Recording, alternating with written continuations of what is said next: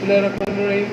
میں ہوں عثمان قاسم محمد سی او Qasim international construction company. آج ہم دیکھیں گے ہارون رشید نے اپنی زندگی سے کیسے سبق سیکھا. ہارون رشید مسلمانوں کے حد درجہ عالی شان خلیفہ تھے.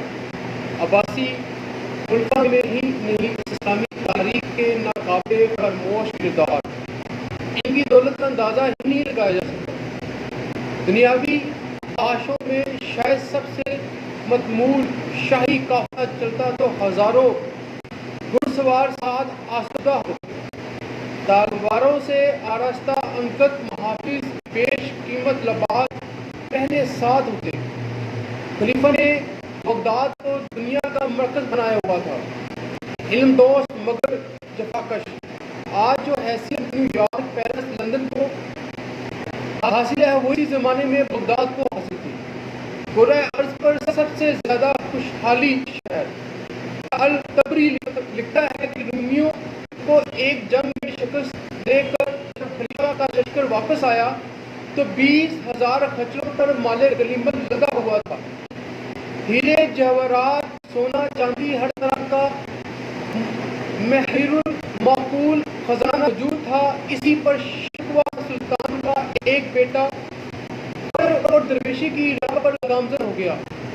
موٹے اور کھردرے کپڑے پہنتا، سارا دن خانہ شریف میں مجید سلطان حمید کی تلاوت کرتا تھا، قبرستان میں بیٹھ کر گزارتا اور زندگی کی بے ثباتی کو کرتا رہتا. ایک دن ہارون دربار میں موجود تھا.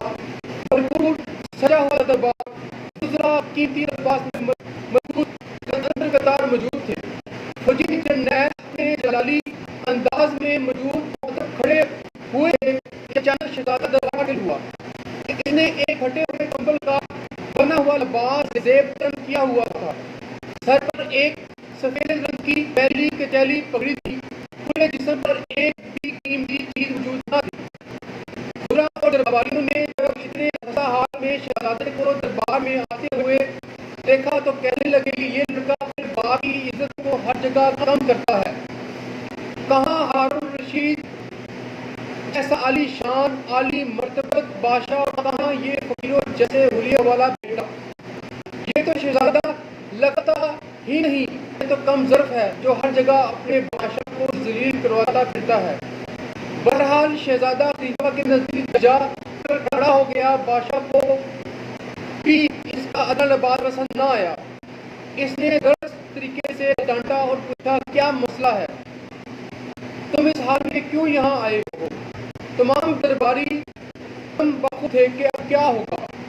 شہزادے نے سلطان سے کہا کہ ابا حضور، آپ سے اجازت لینے آیا ہوں. شہر چھوڑ کر کسی اور جگہ جانا چاہتا ہوں. محنت مزدوری کر کے روزی کمانا چاہتا ہوں. خدا کے کام میں زندگی وقف کرنا چاہتا ہوں. مگر کیوں تم خلیفہ کے بیٹے ہو؟ کس چیز کی کمی ہے؟ شہزادے کے اصرار پر بادشاہ نے فیصلے کے لیے ایک دن کا وقت مانگا اور حکم دیا کہ کل آنا. مفلوج حال شہزادے نے دربار میں عجیب حرکت کی. نزدیک بیٹھے ہوئے پرندے کو کہا کہ میں خدا کے توسط سے تجھ سے حکم دیتا ہوں کہ میرے کندھے پر آ کر بیٹھ جاؤ. اسی طرح ہوا. الہی سے وہ پرندہ آیا، شہزادے کے کندھے پر بیٹھا، اور جب اس نے کہا کہ واپس چلے جاؤ تو اڑ کر درخت پر واپس چلا گیا. ہارون رشید کے لیے یہ منظر کر حیران رہ گیا. خیر اگلے دن اسے محل بلایا اور حد درجہ بحث کے بعد اسے بغداد جانے کی اجازت دی. چلتے ہوئے ایک انتہائی قیمتی بوٹی حوالے کر دی، ضرورت پڑے تو اسے فروخت کر کے گزارا کر لینا. شہزادہ انتہائی مخلصی میں بغداد سے نکلا اور بصرہ کے نزدیک ایک ویرانے میں گوشہ نشین ہو گیا. وہ 7 دنوں میں صرف ہفتے والے دن مزدوری کے لیے شہر جاتا تھا. صرف 1 درہم معاوضہ دیتا تھا. باقی 6 دن یاد الہی میں بسر کرتا تھا. کسی کو علم نہ تھا کہ وہ خلیفہ وقت کا بیٹا ہے. شہر میں ابو عامر نام کے امیر آدمی کو اپنی دیوار بنوانی تھی. اتفاق سے ہفتے کا دن تھا. شہزادہ بازار میں مزدوروں کے ہمراہ روزی کمانے کے لیے بیٹھا ہوا تھا. ابو عامر نے دیوار بنانے کے لیے بلایا اور اس نے 2 شرائط پیش کی. ایک یہ کہ نماز کے وقت کام نہیں کروں گا، دوسرا اجرت صرف 1 درہم لے گا.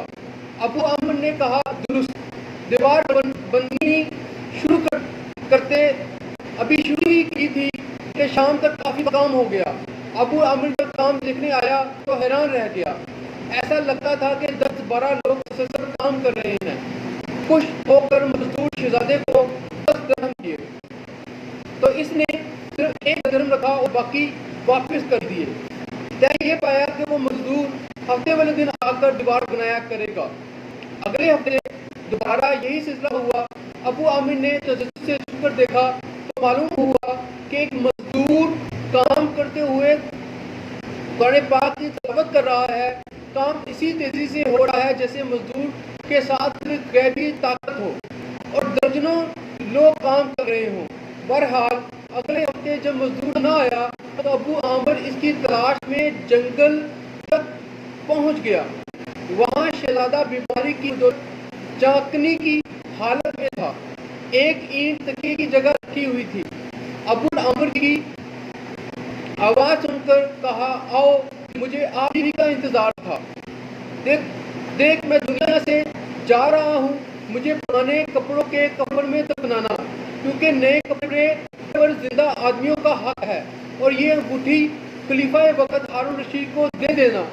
ابو عامر کو یہ یاد آیا کہ نئے کپڑوں والا جوتا تو حضرت ابو بکر صدیق رضی اللہ عنہ نے منسوب تھا۔ اس نے مزدور کی وصیت پر عمل کیا اور پرانے کپڑوں میں تدفین کی اور بغداد روانہ ہو گیا۔ خلیفہ کی خدمت میں پیش ہوا اور اسے انگوٹھی دے دی۔ ہارون رشید نے دربار موقوف کیا اور ابو عامر کو اپنے ذاتی محل میں لے گیا۔ وہاں تمام ملازمین کو باہر نکال دیا، پوچھا یہ انگوٹھی کہاں سے آئی ہے؟ جب ابو عامر نے قصہ بیان کیا تو سبق کیا تو خلیفہ پر خوف خدا طاری ہو گیا، زاروں قطار رونے لگا۔ ابو عامر نے کہا کہ وہ کس کا بیٹا تھا؟ تو ہارون رشید نے بتایا کہ وہ میرا بیٹا تھا۔ پھر ہارون نے روتے ہوئے کہا، میرا بیٹا تو ٹھنڈی روشنی اور چاندنی کی ٹہنی تھا، بہت جلد اپنے خالق کے پاس چلا گیا۔ بتایا جاتا ہے کہ اس واقعے کے بعد ہارون رشید میں اس حد تبدیلی آ گئی، خدا خوفی حد درجہ بڑھ گئی، زندگی کے بعد معاملات میں حد درجہ سنجیدہ ہو گیا۔ یہ واقعہ یا حقائق چند دن پہلے نظر سے گزری ہے، مگر اس وقت سے گہری سوچ میں ہوں، بنیادی طور پر سائنس کا آدمی ہوں، عمل اور رد عمل کی دنیا کا آدمی۔ ہر درجہ یقین ہے خدا نے یہ زندگی انسان کو سخت محنت کے لیے عطا کی۔ تاریخ اسلام پڑھتا رہا ہوں، یہی سمجھتا ہوں کہ رسول اکرم صلی اللہ علیہ وسلم کی تمام زندگی میں عمل کی زندگی تھی۔ ایک لمحہ، ایک دن صرف اور صرف شدید مشقت سے گزرا ہے، پھر اعلیٰ کردار بلند ترین اخلاقی اصولوں پر کام کرتے ہوئے ہر دنیاوی مصیبت کا سامنا کیا تھا۔ جنگ بدر سخت کوشش سے لڑی تھی۔ آقا صلی اللہ علیہ وسلم کی زندگی کا کوئی ایسا لمحہ نہیں ہے جہاں تن آسانی، آرام اور دنیا سے محبت کا سبب ملتا ہو۔ اگر جوڑی طور پر دیکھا جائے تو رسول اکرم صلی اللہ علیہ وسلم کو بھی قبرستان جا کر قبروں میں سوئے ہوئے لوگوں کو یاد کرتے تھے۔ صحابہ کرام کو فرماتے تھے کہ تمہیں علم نہیں کہ قبروں میں ان پر کیا گزر رہی ہے۔ موت کو اکثر یاد کرتے ہوئے آپ دیدہ ہو جاتے تھے، مگر زندگی میں عمل کی قوت کو کبھی کم نہ ہونے دیا۔ ایسا خوبصورت توازن دوبارہ کسی انسان کو نصیب نہ ہو پایا۔ تاریخ ہی اسے کشف کیا اور ہوا اصول یہ ہے کہ انسان کی زندگی محنت سے بھرپور ہونی چاہیے، مگر یہاں ایک لمحے کے لیے ٹھہر جائیے۔ انسان کی زندگی کسی نہ کسی انجانے مرحلے پر ختم ہونی ہے۔ ہمارے پاس یہ چند دہائیاں ہی تو ہیں، اور اس کے بعد ابدی زندگی ہے جس سے آج تک کوئی واپس نہیں آیا۔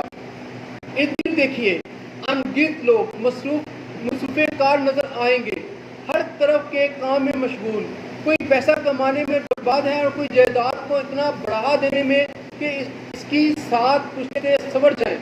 مگر ایک چیز مجھے نظر نہیں آئی کہ ہر عمل میں اتنی زیادہ کچھ ہے کہ لگتا ہے کسی کو موت پر واقعہ یقین ہی نہیں ہے. معلوم ہوتا ہے کہ انہیں خدا کی دولت دیکھنی، خدا کی عدالت دیکھنی ہی نہیں ہے. شاید آپ کو یہ جملہ نہ اچھا لگے، مگر میں انصافی ظلم، ایک دوسرے کے حقوق کو غصب کرنے کا وتیرہ اور ہر ناجائز طریقے سے دولت کمانے کے ہوس میں مبتلا لوگوں کو دیکھ کر کچھ اور نہیں کہہ سکتا. بات حکمرانوں کے مظالم تک محدود نہیں ہے. غریب بھی اتنی ظالم ہے. عوام کے کردار میں ہر سطح پر ظلم کی گہری چھاپ موجود ہے. اوپر سے نیچے تک تقریباً ہر شخص دولت کمانے میں دوڑ میں ایک دوسرے کا گلا کاٹنے پر آمادہ ہے. کسی بازار میں چلے جائیں، آپ کو اکثریت دکاندار ہر درجہ دنیا دار نظر آئیں گے، مگر جب آپ مال یا جنس خریدیں گے تو معلوم ہوگا یہ تو نرخ زیادہ ہے اور یہ پھر اس کا معیار ہر درجہ کمزور ہے. پھل بیچنے والا آپ کو اچھا پھل فروخت کرے، دودھ بیچنے والا آپ کو خالص دودھ دینا گناہ سمجھے گا. یہ تمام باتیں ہر ایک کے علم میں ہیں. آپ کی معلومات میں کوئی اضافہ نہیں کر رہا، مگر کیا وجوہات پر غور کرنا ضروری نہیں؟ کیا اس اخلاقی بگاڑ کے اس باب پر فکر کرنا لازم نہیں؟ بالکل ہے. دیکھا جائے تو ہمیں موت پر بالکل یقین نہیں ہے. ہم روز قیامت کے حساب کو بھی اسی سنجیدگی سے نہیں لیتے جو بطور مسلمان ہم پر فرض ہے. متوسط اور غریب طبقے کو تو چھوڑیے، حکمران اور امیر طبقے کی عملی حالت دیکھیے. آپ کو وہ اخلاقی انحطاط نظر آئے گا کہ انسان ٹکرا جاتا ہے. ہمارے مذہب میں جائز دولت کمانا بالکل ایک اچھا فعل سمجھا جاتا ہے، مگر ناجائز دولت کی پکڑ حد درجہ زیادہ ہے. پھر اس دانشمند شہزادے کی بات یاد آتی ہے جو اپنے باپ یعنی ہارون رشید کی پوری سلطنت کو ٹھکرا کر ویرانے میں چلا گیا تھا. زندگی کی بے ثباتی پر یقین تھا اور اپنی دنیاوی زندگی کے لیے محنت مزدوری کرنے پر بھی. وہی شہزادہ جس کے متعلق خلیفہ نے کہا تھا وہ تو چاندنی کی ٹہنی کی مانند تھا. امید ہے کہ آپ کو میری یہ ویڈیو ضرور پسند آئی ہوگی.